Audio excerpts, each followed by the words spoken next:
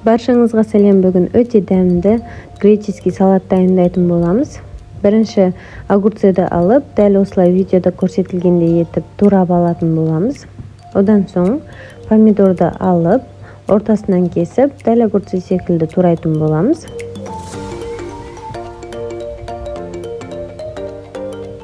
Ал енді тәтті болгар бұрышын алып, орталарынан кесіп, осылай майдалап тураймыз. Одан соң қызыл пиязды алып, осылай ұзыншалап кесіп аламыз.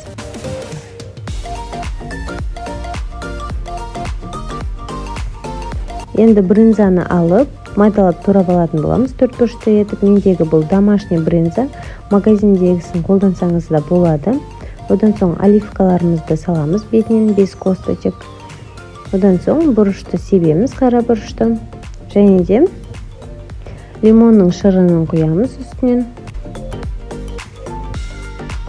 Одан соң оливковый масланы құйып, бетіне лимонды осылай кесіп қоямыз әсемдеп. Сонымен біздің салатымыз дайын, өте дәмді болып шығады. Міндетті түрде осы рецептімен дайындап көріңіз, еш өкінбейсіз. Видеоны соңына дейін көрген болсаңыз, менің каналыма тіркеліп қоюды да ұмытпаңыз.